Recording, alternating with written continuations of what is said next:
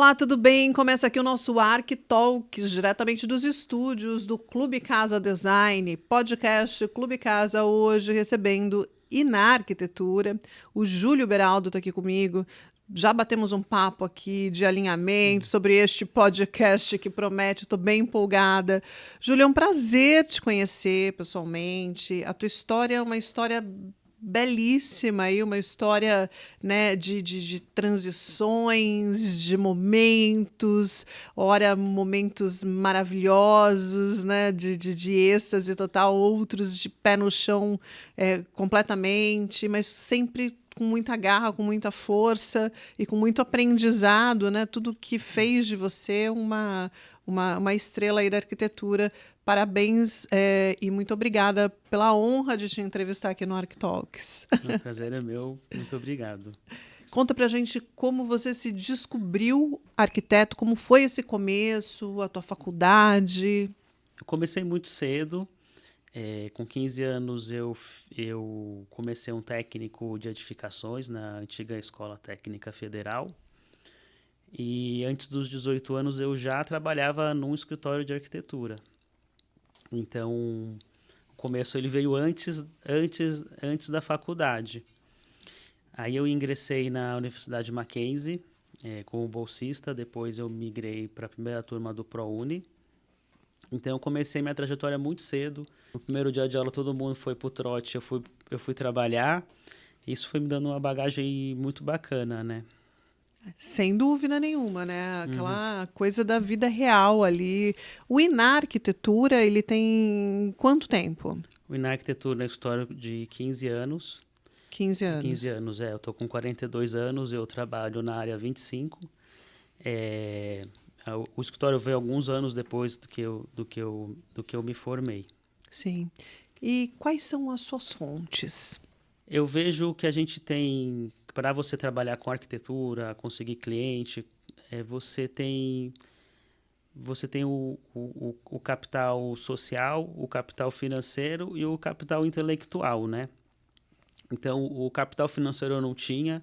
Eu sou filho de uma mãe solo, de 3 filhos, professora de educação artística da rede estadual. Então, não existia esse capital financeiro. E o que eu vejo hoje, depois de 25 anos na área, é a importância do capital social, né? Que colégio que essas pessoas estudaram, quem são as redes de contatos dela, e daí que vão vir os primeiros clientes, que também não foi o meu caso. Mas eu tive a oportunidade de ter o capital intelectual muito rico, muito importante, que veio da minha mãe, que era uma casa rica em muitos livros, material de educação artística à vontade. Eu tinha livros de arquitetura, livros de grandes pintores. Então, isso me deu muita base e acho que não muito por causa disso eu fui fazer arquitetura, né? Muito por essa influência. Sem dúvida, essa mãe tem total importância aí, né, e papel nesse sentido. Que bonita essa história. E os bastidores de um escritório como o Iná, em ascensão, né? Você passou por um momento em que você tinha muitos funcionários, né? Assim, uma ascensão, uma visibilidade. Aí existe uma transição, mudança, sócios, enfim. Você mudou o modelo de negócio e hoje faz sucesso de uma outra forma. Fala para mim sobre essa transição toda. Acho que o escritório passou por muitas fases, né? Então, quando eu abri o escritório, eu tinha eu adquiri um capital social que eram os meus colegas que tinham se formado em arquitetura e estavam trabalhando em alguns escritórios de arquitetura renomados e eles me terceirizavam trabalhos, né? Então isso foi uma segunda escola também, porque eu tive a oportunidade já no meu escritório terceirizar trabalhos de grandes arquitetos dentro do meu escritório, mas produzindo essa outra arquitetura. E foi assim que eu me sustentei pelos primeiros anos de escritório. Os 3, 4 primeiros anos, né? Aí, um dado momento, eu fui estudar marketing digital. Eu entendi, isso era pré-Facebook. Eu entendi que eu tinha que ter um site e comecei a anunciar os meus trabalhos pelos links patrocinados. Era algo muito recente, algo muito novo no Brasil. E começou a dar certo. Então, a primeira grande virada foi essa. Começou a vir clientes próprios, né? E eu fui transicionando aos poucos, eu fui deixando de fazer esses trabalhos terceirizados e passei a ter meus próprios clientes, isso. Depois disso, teve a era do Instagram, foi meio inevitável a gente migrar para o Instagram ali em 2015, 2016, 2017. E também tive a sorte de estar lá muito antes no Instagram, né? Principalmente na arquitetura que eu faço. Sim. Então, isso também trouxe bastante clientes e o escritório teve um momento que cresceu muito rápido, assim, coisa de 6 meses, pular de 20 mil para 100 mil seguidores, ter de um funcionário ter 15 funcionários, e aí vem todos os desafios de empreender, né? E quais são as principais dores de empreender já neste porte? Nesse porte, eu acho que é o crescimento, né? Porque você tem que ficar ali o tempo inteiro. Algum momento eu deixei de ser arquiteto para ficar fazendo a máquina girar. Então, você fica tendo que correr atrás de bastante trabalho, você tem que contratar pessoas, depois você tem que contratar pessoas para cuidar dessas pessoas. E aí o desafio é ali você não se perder, né? E também não estar ali no meio da vaidade, né? E aí o desafio, acho que esse outro desafio agora que foi, primeiro, transicionar entre terceirizados e trabalhos próprios, que acho que é um caminho válido, assim. Depois Google, depois Instagram, e depois essa grande estrutura, foi uma ruptura que eu tive, e agora eu tive a oportunidade de começar do zero, e tem sido muito interessante, assim, de entender o que eu quero como escritório, né? Quais pessoas que eu vou contratar, qual o perfil que elas vão ter, se eu vou pagar mais, se eu vou pagar menos, se eu vou ter 10 estagiários ou um sênior. Esses são desafios muito interessantes, né? E mesmo com 15 anos de escritório, você continua aprendendo. E no meio de tudo isso, você tem que fazer bons projetos, agradar os clientes, a obra tem que dar tudo certo, e cuidar das finanças, ter uma empresa saudável. Eu bato muito o pé que o escritório ele é uma empresa. Então, você tem um projeto criativo, um projeto que diferencie, é obrigação, né? Entregar uma obra bem feita. Mas a empresa ela tem que funcionar como uma empresa, né? Sim. E nesse processo todo, em algum momento você pensou em desistir, vou mudar de ramo? Ou esse dom, esse talento que você tem sempre falou mais alto no seu coração? Eu gosto muito do que eu faço, né? Gosto muito de fazer obra, gosto muito de fazer projeto. E sim, eu sei que eu tenho o recurso da internet, né? Que você pode postar e as pessoas te procuram, mas algum diferencial eu tenho para as pessoas me procurarem, para o escritório chegar onde chegou, para clientes que já foram meus clientes e esses clientes retornam numa outra situação depois de uns anos. Então, acho que esse reconhecimento não tem preço, né? Então, me fez muito querer continuar mesmo, né? Sem dúvida. Já que você trouxe esse assunto à tona, eu já vou chamar a atenção da nossa audiência. Júlio Beraldo, né, à frente da Inar Arquitetura, né, que tem expressão, né, que tem vários seguidores, enfim. Eu quero saber de você o seguinte, sendo você já um estudioso do marketing digital e que você aposta nisso ainda, e me falando aqui que eu posto e eu capto cliente, porque está todo mundo querendo isso hoje, postar e captar cliente. Aonde você acha, assim, vai no funil, né, que é realmente o pulo do gato para você converter os interessados em venda? Tá, eu acho que tem 2 pontos. O primeiro ponto é você ser autêntico, ter uma marca forte. Posicionamento. Se diferenciar em alguma coisa. Então, a pessoa que entra no meu Instagram, ela vai ver coluna descascada, vai ver parede de tijolo, vai ver um material mais simples do lado de uma peça assinada. E tem gente que vai se identificar isso em algum nível, outras não. Então, eu acho que o primeiro ponto é você ter um posicionamento e ser autêntico, né? Agora, o segundo ponto é entender o jogo que você está jogando nas redes sociais.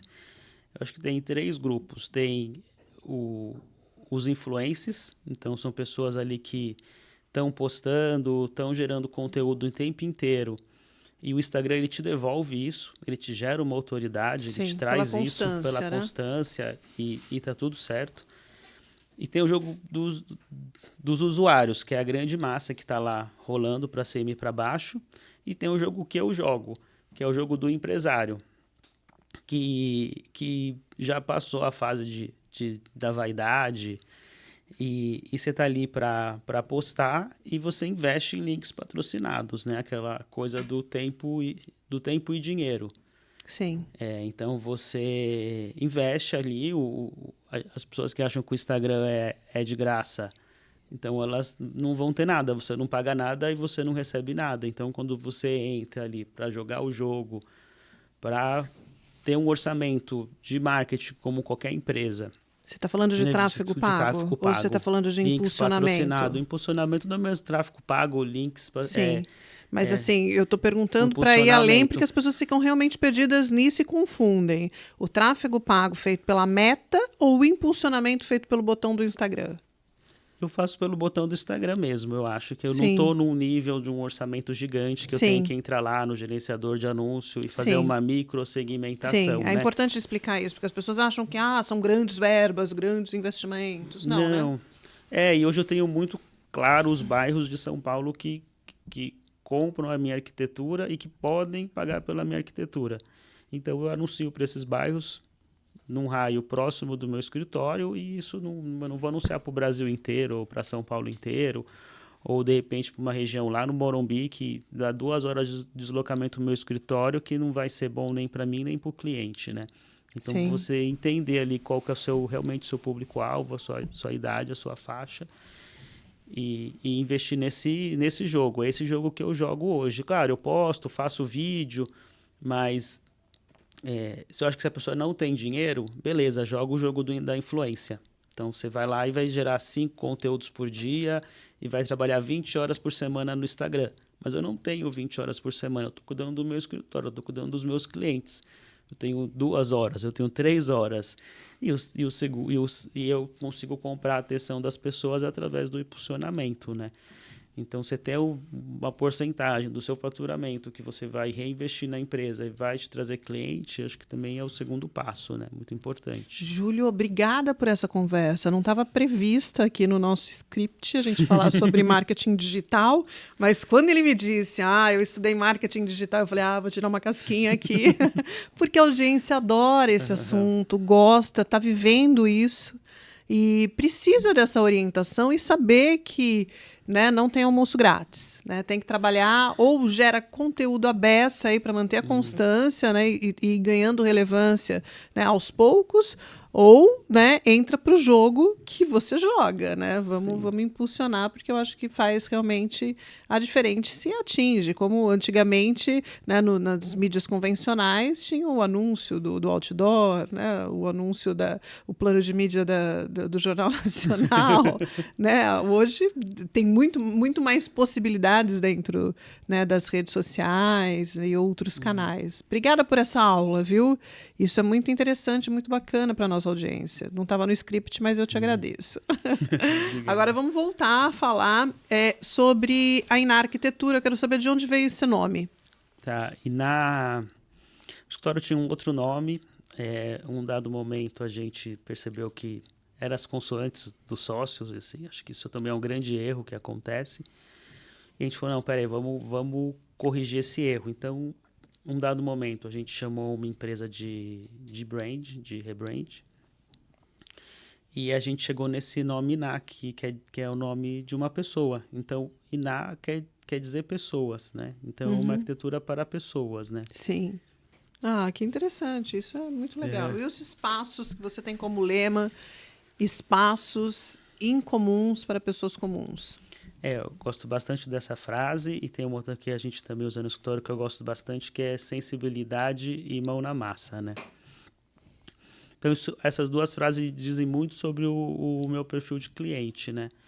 Eu entreguei uma obra recentemente de 200 metros num padrão de acabamento médio, uma ou outra peça assinada, mas a casa ela tinha muito conforto para as pessoas que ali moravam. Então, o cliente investiu numa aspiração central, num piso aquecido, num desembaçador, numa automação. Então, ao mesmo tempo que a coluna está descascada, que é uma provocação, a casa é uma casa confortável, com luxo, com conforto. Então, é sobre essa provocação mesmo. Só dá trabalho para explicar para a tia, né? Quando ela vai lá na festinha, que aquilo é aquilo mesmo, né? Meu filho, acabou o dinheiro, o que aconteceu aqui? Essa parede, pô, apartamento novinho, né? Já descascou? Aí tem que explicar, né? O conceito, que é um conceito que está em alta, é o novo luxo. As pessoas investirem em conforto, investirem no lifestyle, uma engrenagem invisível, que não fica ali dando pinta, tipo móvel assinado, né? Só quem conhece sabe, só quem senta entende, né, a usabilidade, a ergonomia, e que faz toda a diferença num projeto. Então, o luxo, hoje, ele é um pouco mais invisível, né, do que antes, né, era muito mais bandeiroso. Você concorda? Eu concordo e acho que, mesmo sem ter esse nome, eu sempre acreditei um pouco nisso. Usar acabamentos mais tradicionais, que remetam a uma casa, um estilo mais brutalista.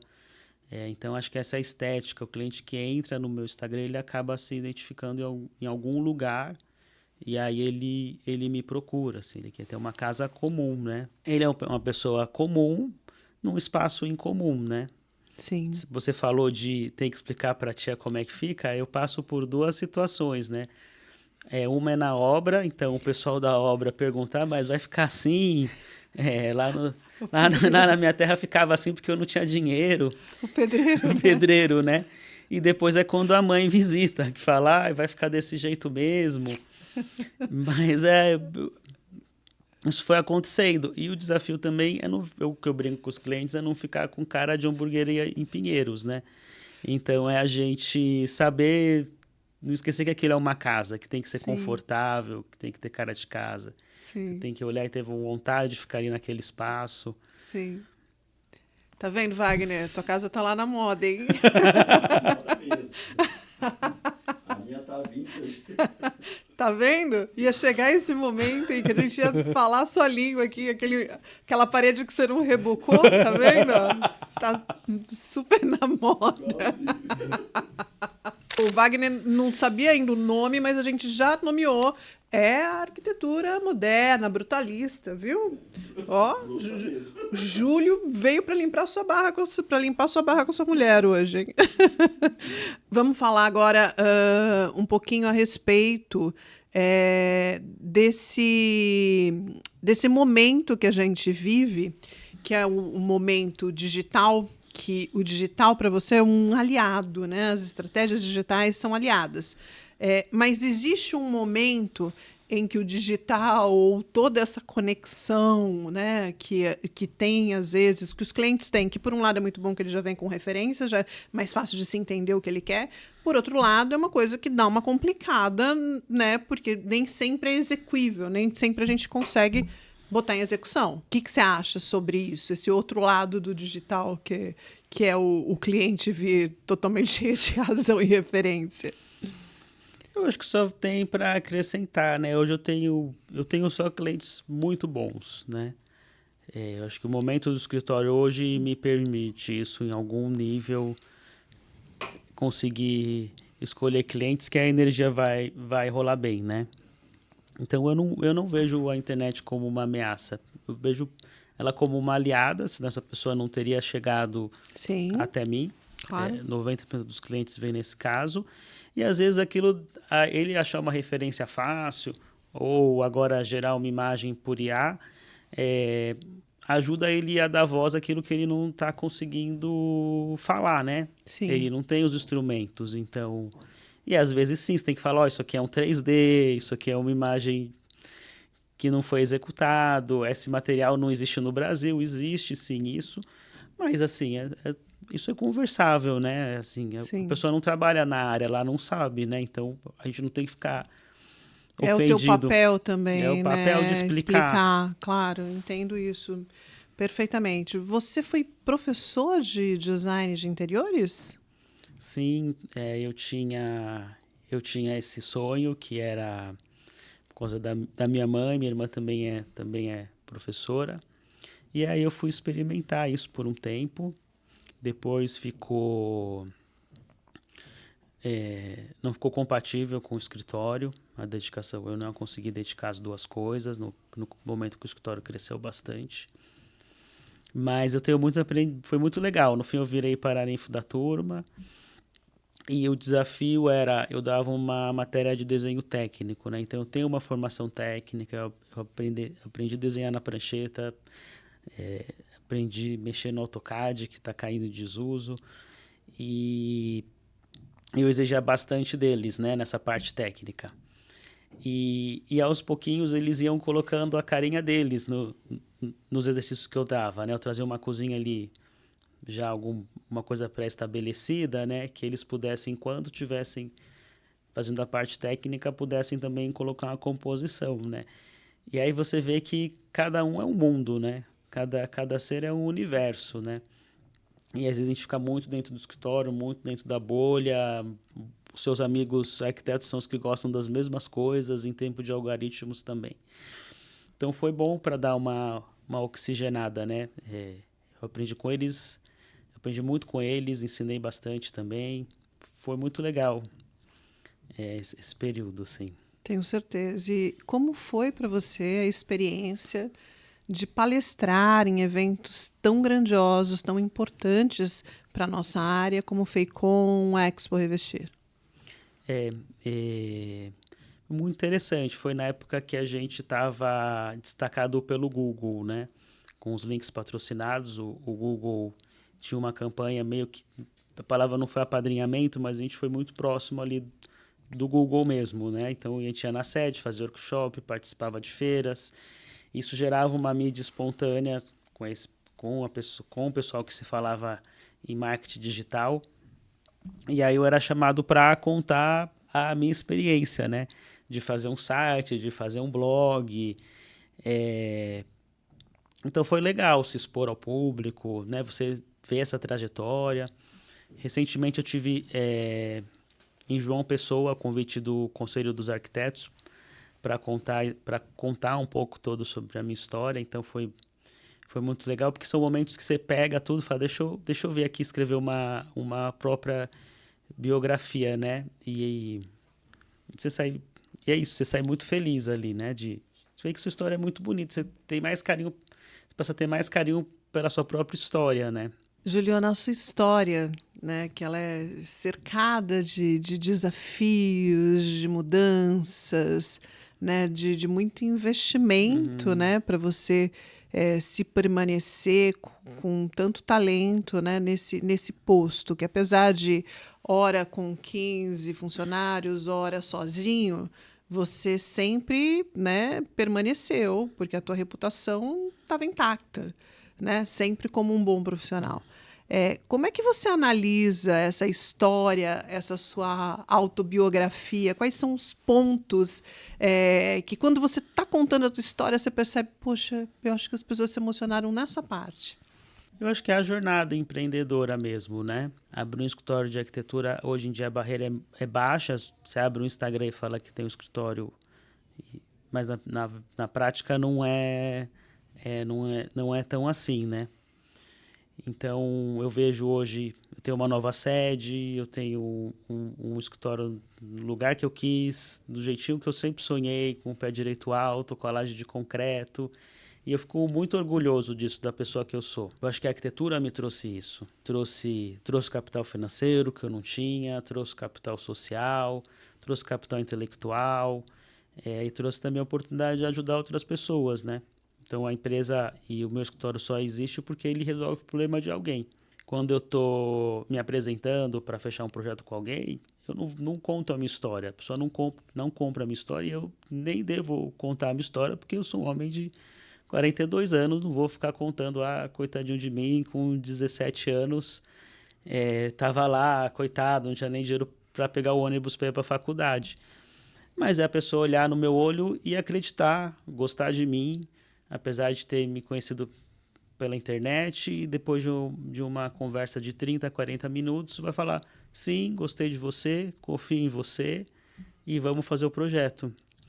E no fim, essa relação que acaba ficando muito próxima, né, inevitável com o cliente. Então, quando o cliente ali me adiciona no meu Instagram pessoal, ou a gente acaba até, de vez em quando, cliente de anos, a gente acaba trocando uma mensagem de vez em quando.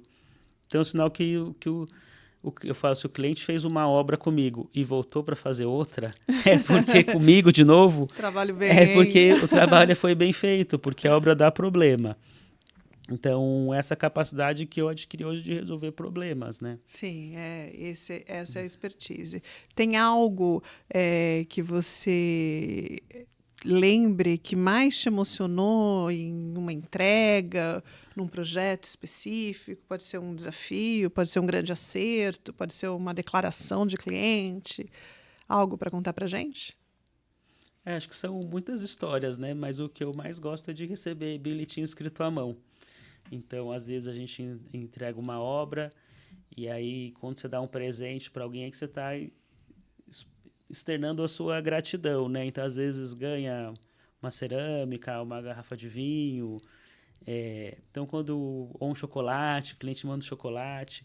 Eu acho isso tão fofo, assim, porque é um gesto muito fofo, né? Você entregou mais do que eu estava esperando, né? Então, é nesse ponto, assim.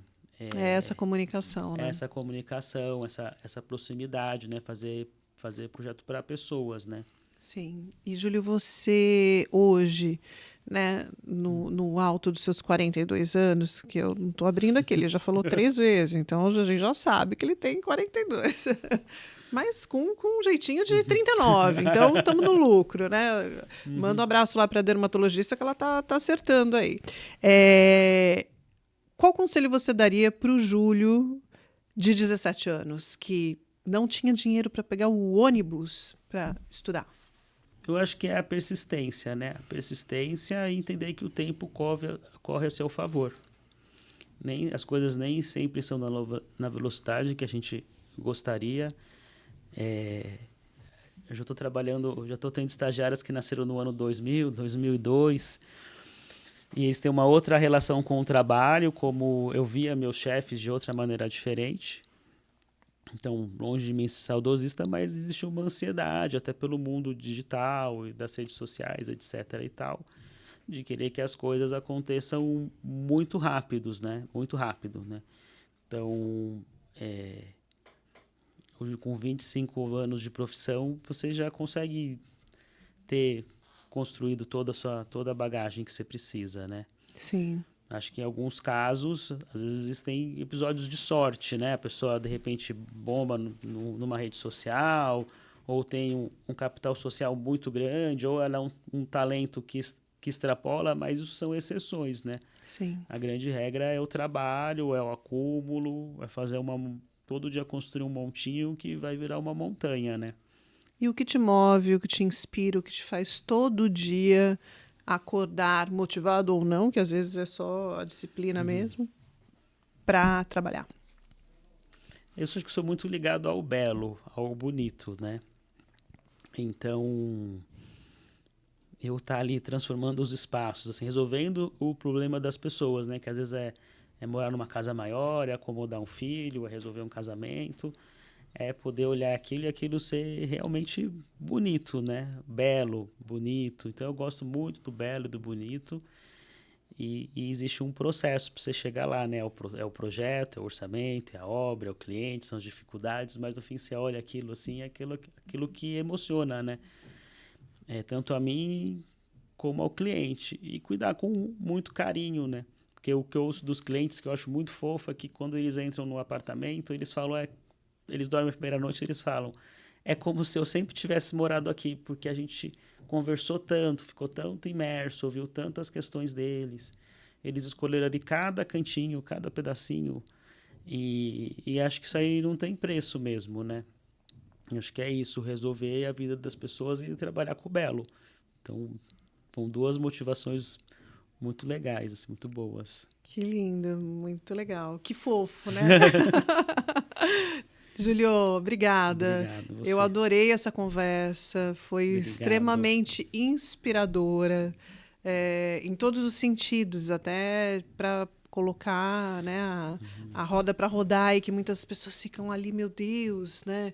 Eu não aposto em rede social, né? Eu não aposto em anúncio. E está aqui você de prova, né? Para contar para a gente que realmente isso vale, né? Porque funciona. É um conjunto, né? De dedicação, é um conjunto de indicação, porque daí depois a pessoa vai validar, nem sempre a pessoa é a decisora, né? Que vai realmente bater o martelo, é aquele arquiteto que eu quero, então vai validar nas redes sociais, vai validar no seu site, enfim. Então é por isso que eu recomendo muito isso. Você só deu força para minha narrativa. Agradeço muito, foi um prazer te conhecer. Eu tô louca para encerrar esse papo aqui, já ir lá para o Instagram, dar uma stalkeada. Qual que é teu @? Iná_arquitetura. Iná_arquitetura. Então, a gente vai se deparar com algumas paredes ali descascadas, né? Com o brutalismo, e isso não é meramente ilustrativo. Isso é vida real, é o estilo dele, que é maravilhoso, né? Que está ali, ao mesmo tempo, conversando com peças assinadas, né? Tendo um entendimento, né, do novo luxo, né? Que está ali muito mais no conforto, no estilo, né? Não na coisa gritando ali da marca, né, ostentosa. Parabéns, adorei essa conversa. Eu quero que você volte sempre aqui, né? Me chame para gravar os seus projetos, para a gente manter essa linha. Tá bom, muito obrigado. Obrigada. E este foi o Júlio Beraldo, da Iná Arquitetura, aqui no ArcTalks Podcast Clube Casa. Eu espero que você tenha gostado, porque eu adorei.